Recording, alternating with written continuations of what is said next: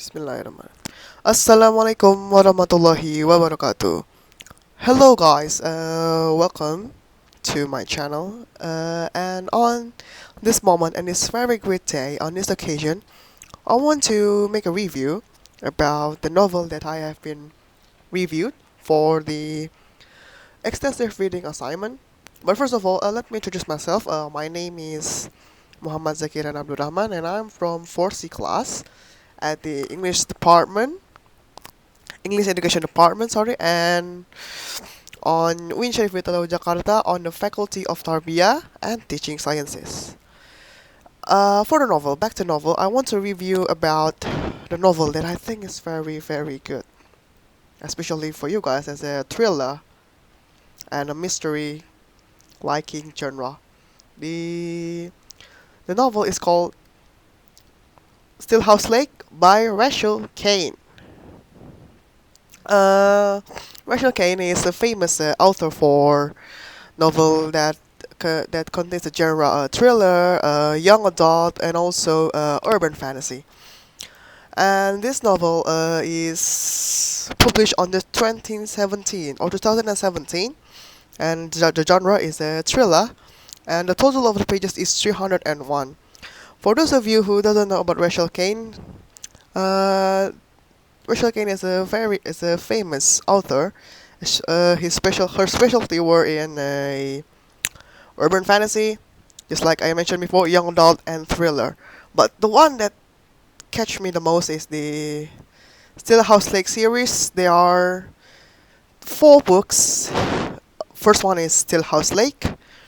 Number two is Kilman Creek, Wolf Hunter River, and Bitter Falls. It all contains on series of a Stillhouse Lake. And for the upcoming book is the Heartbreak Bay 2021.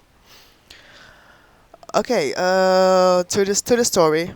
After a brief explanation about Rachel Caine, the story is about a housewife mom named Gina Royal, live with her two kids, Brady and Lily. They've been a happy family. Gina Royal was a divorced wife. They live happily ever after until one day Gina found a dead body on her garage. Her husband was in prison for doing a crimes. Gina does, doesn't have any clue about this about the dead body that about the dead body on her garage, and Gina thinks my husband is a serial killer. I think this is maybe what he did. And now, in order to find the truth what what happened, what is truly happened to the dead body on the garage, and also Gina doesn't want to be blamed for killing people. And Gina finally changing his identity and changing his name to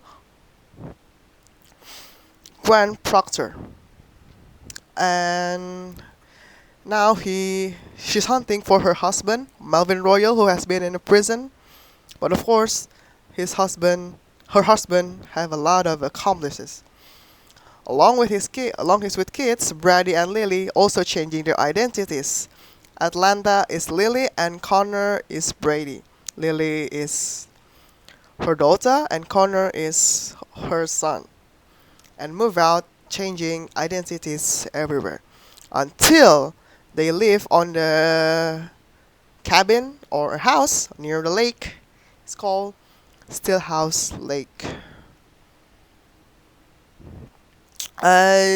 Gina's journey to find the truth about his husband did was not very easy, but luckily they got accompanied by a few friends, such as Connor, Kezia Claremont, Sam Cade, Javier, Absalom, and of course Lance Graham, the police officer, and of course the Maryland accomplices.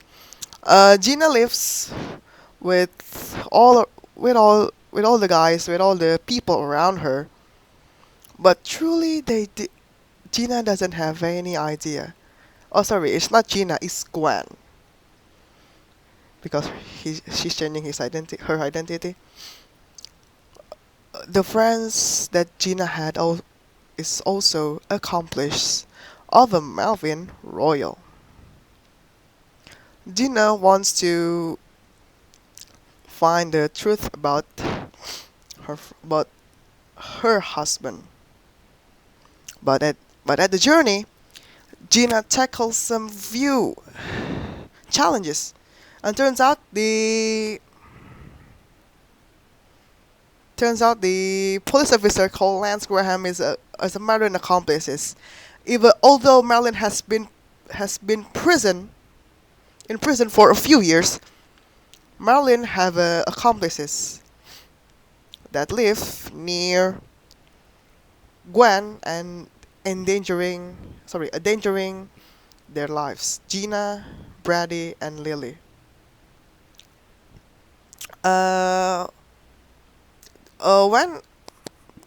when Gina wants to find out about the husband, and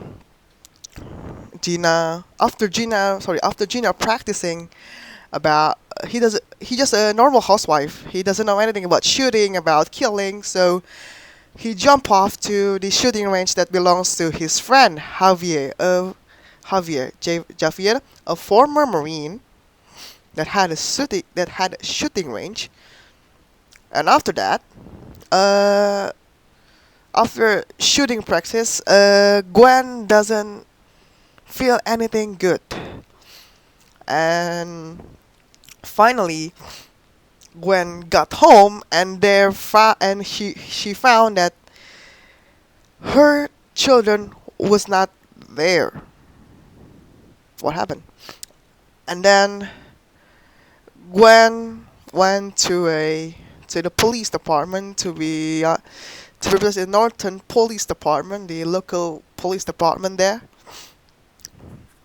and turns out Gwen discovers something that when Gwen wants to go with Lance Graham, that turns out the police officer that is a Marilyn accomplices, Gwen was being set up by Graham. They start fighting in a car. After got back from the police station, Graham offering a ride to got home, and when on that ride on that car, Gwen and Graham were fighting, and Gwen have a skills, a little bit skill, and finally got knock Graham out. And also, turns out the Connor and Atlanta, formerly Brady and Lily, was kept in the Graham's cabin all along with the Graham's son. And luckily, Kezia, the police, and Sam, the former military, arrived at the Graham's cabin to find Connor at Atlanta. Luckily, they were safe and they were kept in a basement. And Kezia and Sam started gunfire, started shooting things, started shooting on each other, and finally, the Grahams were dead, along with the Lance Graham, their father, and the son. Both of them were dead. Finally, uh, Marlins kept terrorizing Gwen's after that by sending a mysterious letters, and then making them not very safe because of they're keeping terrorized by Merlin and on all their accomplices. And